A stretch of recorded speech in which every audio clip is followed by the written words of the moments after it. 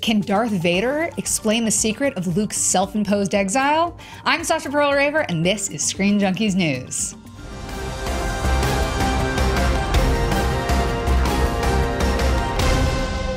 This episode is brought to you by Transformers: The Last Knight. Check it out in theaters Wednesday, June 21st. Tickets now on sale.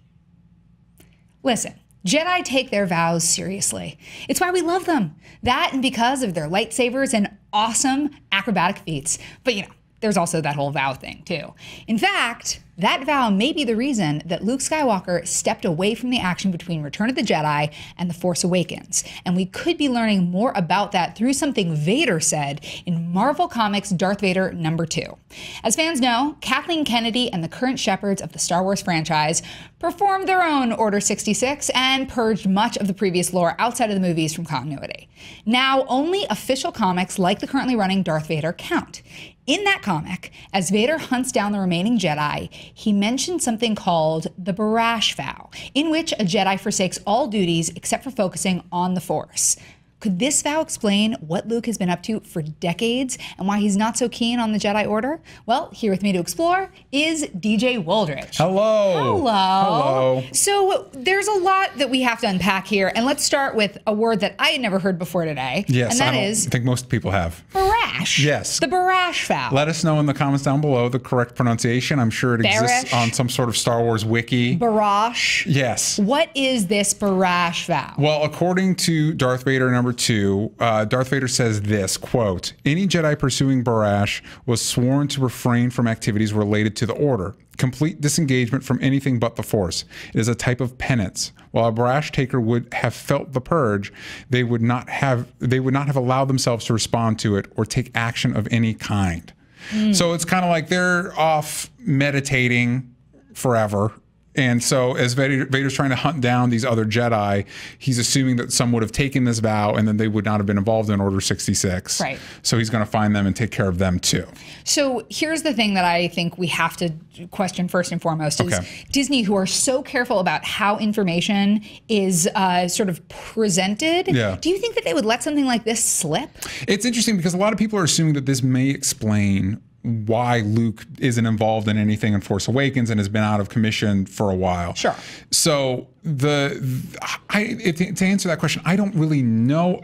I would be inclined to say no, that it's probably unrelated, because it seems like Disney with like Marvel and all this stuff is everybody kind of plays with their own toys. You know what I mean? So it's not like this information probably would have been known within the story group because that movie was probably in production before. Written and in production before this comic was made. Right. So maybe there's some crossover, but it would surprise me if this is the literal explanation of what Luke is up to. Well, you're talking about the story group, and there's a great quote from Vanity Fair, the article that came out in May, where they said the story group, which numbers 11 people, maintains the narrative continuity integrity of all the Star Wars properties that exist across various platforms: animation, video games, novels, comic books, and most important, movies. The whole team reads each draft of the screenplay as it evolves, and we try as much as we can to smooth out anything that isn't connected. So that to me says that they knew it was there, but yeah. Ooh, okay. We were talking with our great producer, Justin, before we started, and he was basically saying, imagine that you go to the home of, like, it's sort of like going to Mecca. You go to the home of where your religion was founded, and you find all of these old tomes that contain the original information about what this religion that you have been adhering to actually is based on. Yes. And it creates this different monastic version of the religion that you've been following. Yeah. So maybe that does make sense. My only thing is, how then did he father Rey? Exactly. That's everybody's question. I still think that that's a thing. That could work. That could work. That could make sense. But it feels like when I hear that quote, I feel like it sounds to me like there's this story group basically playing whack-a-mole with all the other like different versions of it. It's like you can't. No. And so either the comic writers heard about this and were like, hey, can we include it? And they're like, okay, or it has no involvement whatsoever. Because I feel like it would have been caught if it was meant to have involvement and they did not want it to get out there. Well, do you like the explanation that this could be where Luke has been, or do you think that there's a different, better, more interesting, more DJ Woldridge version? Yeah, I don't know if there is a good explanation to what Luke has been up to. It's hard to explain, even with this inventing this vow that would have kept him out of it. It feels a little convenient and easy. It feels like a way to explain they just wanted to have him at the very end of the movie, and they didn't have this is the best reason they could come up with. It doesn't feel like, I don't know.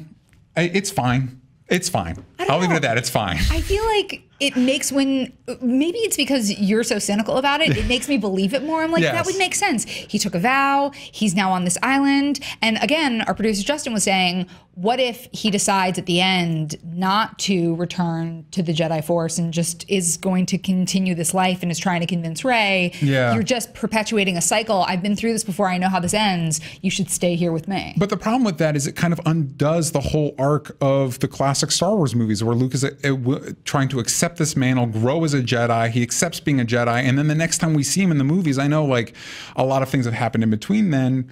We're basically back at square one with Rey being the new Luke. So what was the point of the past trilogy? It dismantles something that people have invested a lot of time and passion into.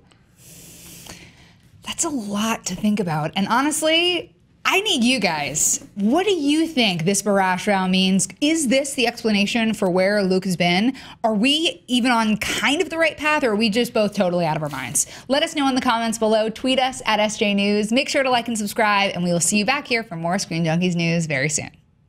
Thanks for watching. Click over to the left for more Screen Junkies news, and click here to the right to check out the latest trailer for Transformers: The Last Knight. Catch it in theaters starting Wednesday, June 21st. Tickets now on sale.